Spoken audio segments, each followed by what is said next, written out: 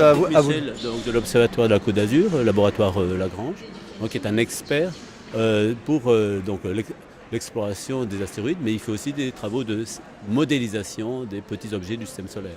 D'accord. Alors, donc on a la chance d'avoir Patrick et Bernard Fouing, Samy Amadouche, donc du réseau international des écoles du futur. On aimerait que vous nous parliez et que vous puissiez communiquer un peu votre passion pour votre métier et sur la réalité et je dirais les retombées positives qu'il y a sur la Terre et avec vos collègues. Donc est-ce que vous pouvez nous dire l'un comme l'autre un mot sur déjà votre passion et votre métier, s'il vous plaît? Alors, la passion, c'est simple, on vit une époque qui est extraordinaire, parce que par rapport à nos ancêtres qui n'avaient qu'un tableau et une craie pour pouvoir s'exprimer, nous on a maintenant accès, grâce à l'exploration planétaire, à des images directes de mondes qui sont situés à des milliards de kilomètres de nous. Et de pouvoir tous les jours se lever, alors maintenant grâce à Internet, appuyer sur le bouton d'un ordinateur, et même le public peut le faire, et accéder à des images de Pluton qui nous sont renvoyées quelques heures avant, et pouvoir regarder ça et comprendre de nouveaux phénomènes géologiques, c'est absolument merveilleux. En plus, ça nous permet de directement vérifier ou alors contredire nos théories. Et il n'y a rien de plus magnifique quand on construit un modèle ou une théorie de pouvoir la valider ou alors de devoir la remettre en cause grâce à ces images-là. Donc c'est un petit peu, comme dessiner et se réinventer les univers proches ou lointains de notre propre système solaire et aussi de mieux comprendre, j'imagine, ce qui se joue sur la Terre, puisque la Terre est une des planètes qui a des humeurs comme notre étoile par ailleurs, et du coup de pouvoir avoir une vision beaucoup plus complète, beaucoup plus d'ensemble sur ce qui se joue sur la vie sur Terre, mais également ce qu'il y a dans la banlieue lointaine de notre planète. Absolument. En fait, l'avantage de l'astrophysique, c'est qu'on est obligé de comprendre des phénomènes extrêmes. Donc évidemment, sur Pluton, il fait beaucoup plus froid que sur Terre, donc on n'aura pas du tout les mêmes phénomènes. C'est poussé à l'extrême. Et évidemment, quand on comprend l'extrême, on peut aussi comprendre le plus simple. Et en faisant ce qu'on appelle la planétologie comparée, on peut ainsi comparer comment la Terre finalement va évoluer ou alors a évolué, puisque par exemple pour des objets qui sont très loin de nous, comme il fait froid, les choses évoluent plus lentement et on remonte en quelque sorte dans le temps par rapport à ce qu'était peut-être la Terre il y a des milliards d'années. Donc effectivement, ça nous permet de suivre un chemin d'évolution depuis des petits corps particulaires lors des premières formations, des étapes de formation du système solaire, jusqu'aux grosses planètes que l'on a maintenant. C'est un peu un voyage finalement dans le temps que vous nous proposez.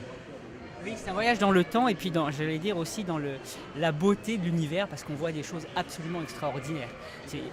Évidemment, avec l'art, on peut exprimer plein de choses qui dépassent l'imagination, mais quand on regarde des surfaces comme Io, des satellites de Jupiter ou de Saturne, une simple photo, on est émerveillé. Cette poésie, Bernard, donc, qui est très sensible, puisque non seulement tu as un travail que tu vas nous décrire autour de la Lune, tu es un homme qui est illuminé par notre astre naturel, notre satellite naturel, mais également tu as engagé et tu développes cette relation aux différentes formes d'art et de la science. Et en effet, une des révolutions pour les sciences de l'univers, ce sont des données qui nous viennent même de l'univers avec les observatoires que nous avons mis dans l'espace et au sol, mais aussi l'exploration des mondes lointains. Moi-même, j'ai plus participé à la partie de l'exploration des mondes proches, en commençant par notre continent qui est la Lune, notre 8e continent, pour lequel nous avons construit une sonde qui est allée l'explorer, qui a fait des mesures nouvelles, qui a découvert des endroits dans les pôles où il y a des glaces. Mais nous nous intéressons aussi au monde proche, comme les astéroïdes proches qui peuvent présenter un danger pour l'humanité, qui peuvent présenter aussi une opportunité d'exploitation de ressources. Donc il faut aussi les comprendre. Donc de meilleure compréhension, finalement, ce sont un peu comme des Sherlock Holmes de l'espace. Enfin, vous êtes des Sherlock Holmes de l'espace qui usez d'opportunités, comme c'est le cas avec le projet qui a permis d'étudier donc les Philae, la sonde des Philae. Qu'est-ce que c'est qu'une grosse météorite? De quoi elle est composée? Quelle est en fait sa dynamique? Comment elle vit? Comment elle se déplace dans notre système solaire? Et effectivement, le cas échéant, prédire des situations qui peuvent être de danger ou simplement d'observation tranquille, puisque finalement, on est quand même, heureusement, il y a beaucoup d'espace Alors Patrick pourrait revenir sur toute la partie danger et comment explorer des petits corps. Avant de finir, aussi une autre perspective qui vraiment nous intéresse dans ces mondes un peu proches, ceux qui interagissent beaucoup avec notre propre Terre, ce sont les prochaines destinations pour l'exploration robotique et humaine. En particulier, nous regardons la possibilité de mettre une sorte de village robotique et humain à la surface de la Lune, où nous pourrons faire de la science, de la technologie, impliquer des industries nouvelles, mais aussi ces astéroïdes qui font partie de notre banlieue, ce sont des objets à explorer, où il y a une partie à faire pour les robots, mais aussi pour les humains. D'accord. Juste un mot avant qu'on revienne sur cet aspect de compréhension et d'une dimension aussi de danger dessous ces objets qui ne sont pas très contrôlables. Art et science, est-ce que tu peux nous dire un mot là-dessus tout de même, parce que ça me paraît un élément assez fondamental. Alors évidemment, à la Renaissance, les scientifiques étaient humanistes, étaient des artistes. Leonardo, il nous inspire. Et maintenant, il faut retrouver aussi ce pont qui peut exister entre les connaissances scientifiques, entre les artistes qui peuvent communiquer vers le public, mais aussi poser des questions un peu différentes que celles que nous avons comme scientifiques, mais aussi qui peuvent bien représenter dans la société comment cette avancée des sciences nous change aussi dans notre cœur. Et nous avons commencé un ensemble de projets depuis 4 ans avec des écoles d'art scientifique. Nous avons mis ces différentes personnes dans des ateliers où nous avons aussi demandé à des artistes de créer des œuvres d'art inspirées par l'espace, par la Lune. Et tous les ans, nous avons donc des manifestations où ils vont aussi se présenter leur travail à des scientifiques. Comme là, j'ai invité deux jeunes artistes qui vont se confronter aux scientifiques pour comprendre comment leurs méthodes sont différentes et aussi essayer d'apporter un peu de leur vision d'artistes à l'exploration du système solaire. Donc c'est un vrai enrichissement finalement d'ouvrir la façon de percevoir les enjeux de la vie, les outils d'investigation scientifique, de se les réapproprier, de les rendre plus accessibles à la fois pour les scientifiques, puisque de tout temps il y a eu des graphistes qui illustraient. Et avant qu'on ait les premiers équipements pour faire de la photographie ou le télescope Hubble, on interprétait. Même Galilée, c'est par la vision et le fait qu'il ait dessiné avec plus ou moins de rigueur ces éléments-là que ça a permis de véhiculer et du coup d'être un outil d'enseignement au sein déjà du collectif. Pluridisciplinaire à l'époque, et donc c'est cet aspect de maillage finalement qui est cher et fondamental pour l'école du futur, c'est de créer ce lien inter et transdisciplinaire, puisque nous on a la chance de faire travailler, on a eu l'occasion à l'île de la Réunion de te rencontrer toi, Guy Pignolet, de faire venir des jeunes, de travailler avec un plasticien, créer une œuvre sur les 50 ans de la rencontre humaine dans l'espace, à la mémoire de Vladimir Svetnikov, enfin, vraiment de retrouver finalement une cohérence d'ensemble, et cette cohérence qui montre aussi, moi par ailleurs qui étudie les phénomènes d'éclipse totale et d'aurore boréale, les relations Terre-Lune-Soleil et effectivement les problématiques qu'on peut avoir aujourd'hui liées à notre évolution technologique, où on est beaucoup dépendant des outils électroniques et télécoms, et du coup l'activité de notre soleil, notre étoile, elle a ses humeurs, cette étoile, et du coup elle peut perturber très fortement, voire détruire des équipements, donc mettre en danger éventuellement des services ou des personnes. Donc sur cet aspect-là et plus sur toute je dirais l'univers des météores, de la micrométéorite jusqu'aux objets plus massifs et aux fantasmes qu'il y a dans le domaine du cinéma par exemple, sur Agamemnon, qui est un peu l'apothéose, mais qu'est-ce que c'est que dans la réalité pour vous cette dimension-là en fait ? Alors, d'abord, je voudrais dire qu'au niveau artistique, pour moi, une équation mathématique sur un tableau, je trouve ça magnifique. Et on peut très bien faire un magnifique tableau avec une transformée de Fourier ou une équation de Schrödinger. Rien que les symboles, je les trouve magnifiques. Symboles d'une triple intégrale. Moi, ça m'a toujours fasciné. Donc, quand je mets plein d'équations sur le papier, je trouve ça beau. Ça, faut le dire. La deuxième chose, c'est qu'effectivement, vous parliez tout à l'heure d'un travail de détective, et je crois que c'est exactement ça. Le détective, quand il va dans une pièce, qu'est-ce qu'il va essayer pour essayer d'identifier un éventuel coupable ? Il va chercher de l'ADN. Et nous, on fait un peu ça. On cherche en gros l'ADN de ce qui a fait qu'on est là. Et ces petits corps du système solaire, qu'on appelle astéroïdes et comètes, en plus du fait qu'ils représentent certains dangers, au départ, c'est quand même ces petits morceaux d'ADN qui, si on les comprend, vont nous permettre de finalement décoder le code génétique de tout ce qui a fait que les planètes sont là. Parce qu'en fait, ce sont les restes des briques qui ont formé les planètes. Mais à la différence des planètes qui, elles, sont grosses, donc elles ont chauffé, elles ont cuit, la composition chimique a été transformée, comme quand on met des jaune d'œuf dans une omelette, dans une poêle, je veux dire, on chauffe et ça transforme en omelette. Et finalement, quand on voit une omelette, c'est pas du tout évident de savoir que c'était des jaunes d'œufs au départ si on l'a pas vu. Et finalement, notre système solaire, c'est un peu ça. C'est quelque chose qui a cuit, qui s'est transformé, c'est un peu cette omelette. Et les astéroïdes sont ces petits jaunes d'œufs qui vont nous permettre de remonter à la composition initiale du système solaire.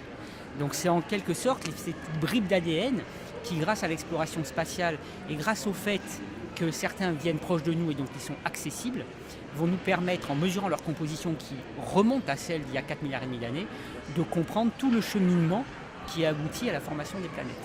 Donc on est à l'échelle de l'évolution non pas de l'homme, mais bien avant, si j'ose dire, c'est-à-dire de la formation de l'ensemble du système solaire, de l'ensemble des planètes qui composent aujourd'hui notre banlieue cosmique et qui est en fait notre réalité. Et une réalité et de l'ensemble des conditions qui ont permis à l'homme d'émerger. Parce que pour que l'homme émerge, il fallait une planète et en plus, il fallait d'autres choses. Il fallait de l'eau, il fallait du carbone, etc. Donc finalement, ce qu'on cherche à faire, c'est de comprendre tous ces phénomènes matériels qui ont permis de donner un environnement matériel à l'être humain. Et encore mieux, si on pense que l'être humain lui-même est fait purement de matière, à ce moment-là même, on peut peut-être arriver à comprendre comment tous ces éléments ont pu s'imbriquer pour aboutir au vivant et au final à l'homme. Par exemple, on sait qu'il y a des astéroïdes qui sont riches en carbone, en matériaux organiques, et ce qu'on essaie de comprendre par des missions de retour d'échantillons d'astéroïdes, donc en ramenant des échantillons sur Terre, c'est de vérifier si les propriétés de cette matière organique qu'ils contiennent et sont compatibles avec les propriétés des éléments dont on pense qu'ils sont à l'origine du vivant. Je prends toutes les précautions parce que entre le non-vivant et le vivant, pour l'instant, on ne sait pas faire le lien. Mais déjà, on essaie d'aboutir finalement à monter, comme le détective, un petit scénario pour remonter à qui est le coupable pour faire émerger la vie.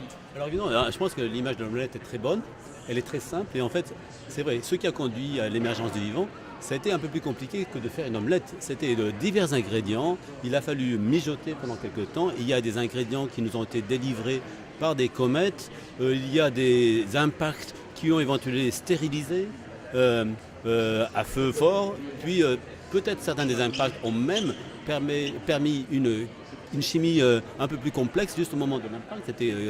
Et on trouve certains de ces traces de chimie complexe dans des échantillons de météorites. On les voit aussi dans les résultats de la sonde Rosetta. On commence à voir certains de ces composés chimiques que l'on a mesurés in situ. Et donc il y a eu tout un ensemble de conditions qui ont influencé l'habitabilité des divers objets du système solaire, et en particulier de la Terre ou de la planète Mars, qui a pu être habitable il y a 4 milliards d'années. Il y a eu des périodes de bombardement intenses, et il est important de connaître ce qui s'est passé. Il y a des ingrédients qui nous sont venus même dehors du système solaire. Nous trouvons dans le milieu interstellaire des molécules organiques très complexes, même des molécules de graphène ou de fullerène que nous avons découvertes. Ces molécules complexes, intégrées à des glaces, ont été délivrées à la surface de la jeune Terre, et à certains moments, ceci a permis d'avoir un peu la soupe prébiotique qui a ensuite évolué pour donner émergence à la vie. Et est-ce qu'on peut dire, merci pour ce panorama et ce voyage déjà dans la banlieue de la Terre et sur ses origines, est-ce qu'on peut dire que dans le cadre de ton travail autour de la Lune, c'est un peu un premier pas, un très grand mais un premier pas pour aller vers la compréhension et vers d'autres planètes et vers les enjeux qui sont les enjeux d'ores et déjà de notre présent et pas seulement du futur, de comment l'homme va vivre dans la préservation de la planète, dans l'exploration d'autres planètes, dans la capacité à mieux gérer aussi les enjeux d'un patrimoine qui est fini aujourd'hui, qui est dans la conscience collective et dans l'éducation entre autres que fait et auquel œuvre de manière prépondérante l'école du futur, qu'on soit conscient qu'on est sur une planète qui est assez paradisiaque, qui est unique dans notre système solaire, en tout cas. On peut dire que la Lune vraiment contribue à l'école du futur. D'une part, elle nous donne des informations sur notre histoire, pour comprendre comment la Terre s'est formée, comment la Terre est affectée par ce bombardement. La Lune est un livre d'histoire, donc clairement il faudra avoir ce livre dans l'école du futur. mais c'est aussi un endroit où nous pouvons apprendre à tester des technologies qui vont être aussi utilisées non, par les ingénieurs. Il en faut aussi à l'école du futur, qui vont étudier la Lune, mais qui vont aussi étudier les petits corps proches. C'est aussi une école, la Lune, où on peut permettre à des entrepreneurs de développer des projets d'innovation, par exemple des projets de communiquer ce que l'on peut faire sur la Lune. Il y a même des industriels qui construisent des missions à faible coût pour aller à la surface de la Lune. Et c'est aussi un endroit où nous pouvons apprendre à travailler ensemble de façon internationale. Nous avons vu dans les 10 dernières années des pays, l'Europe avec Smartin, mais aussi la Chine, le Japon, l'Inde, les États-Unis, qui ont lancé des missions vers la Lune. Et nous avons appris à travailler ensemble, à coordonner ces données, aussi à préparer une exploitation comme un village robotique. Et maintenant, nous regardons la possibilité de mettre un village sur la Lune avec des contributions de divers pays qui ont un programme ou robotique ou habité. Et là, ça sera bien sûr un défi pour essayer de nous préparer de façon progressive à avoir une présence sur la Lune pour faire de la recherche, mais aussi pour inspirer le pas suivant dans l'exploration de l'espace et aussi avoir des bénéfices sociaux et économiques. Et donc du coup, un point très important, cette dimension finalement de capacité à travailler ensemble, c'est-à-dire cette notion de transdisciplinarité, d'interculturalité, c'est un des éléments fondateurs de l'école du futur, puisque c'est 25 000 jeunes autour du monde sur 3 zones continentales différentes. La Colombie qui nous a rejoint récemment après une formation au mois de juin grâce à Capacité, l'Université permanente de Nantes. Donc c'est vraiment les enjeux finalement, nos enjeux planétaires comme de l'exploration de la Terre, comme de l'exploration des autres planètes et de l'univers de manière plus globale. Il est peut-être là avant tout, c'est un défi humain à savoir travailler ensemble, même quand on n'a pas la même vision, même quand on n'a pas la même éducation, même quand on n'a pas la même langue, et du coup qu'on puisse finalement mixer la créativité, les talents et ce qu'on appelle communément l'intelligence collective. Alors ça c'est un point fondamental. Moi je fais ce métier-là parce que d'abord j'adore la science, mais en fait je m'en sers souvent comme prétexte pour m'enrichir culturellement des autres pays. Parce que finalement, il n'y a rien de mieux que les projets, et d'ailleurs moi je travaille beaucoup avec les Japonais, les Américains et les Européens, des projets qui incluent ces différentes cultures, ces différentes méthodes de travail, parce que souvent, sinon on peut être le nez dans le guidon, avoir ses propres méthodes et être complètement dans l'erreur, et c'est très intéressant, complexe, mais intéressant de faire travailler tout ce monde-là ensemble. Et en plus, on est, comme je le disais tout à l'heure, dans une époque formidable puisqu'on a accès maintenant à des images magnifiques, mais en plus, elle nous oblige à vraiment être multidisciplinaire. Parce qu'avant, on pouvait regarder par exemple ces petits corps, les astéroïdes, comme des petits bouts de cailloux. Il suffisait au mieux, on pouvait les observer avec un télescope et être astronome pour essayer de comprendre ce que leur lumière nous disait. Mais maintenant, avec les images qu'on a de leur surface, il faut comprendre les phénomènes géologiques. On voit des milieux granulaires, donc hop, il faut intégrer des experts en milieu granulaire. On voit des cratères, donc hop, il faut intégrer des experts en phénomènes de cratérisation. On voit des choses bouger, des séismes.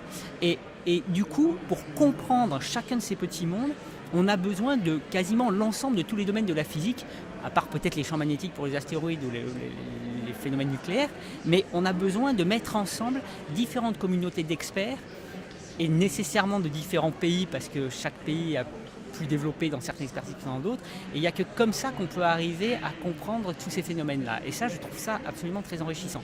Je veux dire une dernière chose sur la Lune, c'est qu'en plus de l'intérêt de ce qu'elle peut nous être utile, parce qu'elle est accessible pour les missions spatiales, et en plus, elle peut nous permettre d'avoir une couverture qu'on n'a pas depuis le sol. Moi, je regarde toujours d'un point de vue scientifique, la Lune, il ne faut pas oublier que c'est grâce à elle qu'on est là aussi. Parce que l'axe de rotation de la Terre n'est stable que parce que la Lune, elle est là où elle est. Sinon, si on enlève la Lune, l'axe de rotation ferait n'importe quoi, donc les climats ne seraient pas ceux qui sont, les saisons, etc. Il n'est pas du tout dit que l'être humain aurait pu vivre ou survivre dans un habitat comme ça. Absolument. Et en plus aussi, comme le disait Bernard, elle a un grand intérêt, c'est qu'elle nous permet de retracer l'histoire des 4 derniers milliards d'années, notamment l'histoire des impacts. Parce que contrairement à la Terre qui elle est faite de 2 tiers d'eau, quand un objet tombe ça fait plouf, il y a l'atmosphère, il y a la tectonique des plaques, il y a l'érosion qui efface les cratères au cours du temps, la Lune elle a gardé la mémoire de tous les impacts depuis les 4 derniers milliards d'années, dont on sait qu'ils sont plus ou moins le même taux que sur Terre. C'est un peu ce que tu disais avec beaucoup de beauté et de poésie, ce livre ouvert finalement sur l'histoire de notre planète qui est la première école finalement, la Lune. absolument, c'est exactement ça. Un livre d'histoire, mais aussi un livre de technologie, un livre pour apprendre à travailler ensemble. Donc dans l'école du futur, j'aimerais bien voir dans la bibliothèque tous ces livres, mais des livres aussi avec des activités manuelles. Hein, donc, impliquante, hein. Voilà, clairement, voilà, les mains à pâte, c'est une très belle expression. Faire ensemble, hein, c'est un des enjeux de l'école du futur. Donc, c'est par exemple en territoire nantais, là où est née il y a 5 ans l'école du futur, en métropole, ça a été de proposer donc des activités récemment autour de l'environnement et de l'observation, ce qu'on appelle la géodésie, c'est-à-dire l'observation de la Terre depuis le ciel. Donc, grâce à des drones, grâce à des images satellites, donc on apprend à piloter des drones aériens pour faire de la cartographie réaliste en vision, donc photo, vidéo classique ou avec de la cartographie scientifique. C'est observer, on l'a fait il n'y a pas longtemps au mois d'août lors des 24 heures des observatoires naturels qui sont des pêcheries traditionnelles en revalorisant le patrimoine historique qu'on est en train de transformer en laboratoire du vivant, dans Living Lab. Et du coup on y a mixé les nuits des étoiles.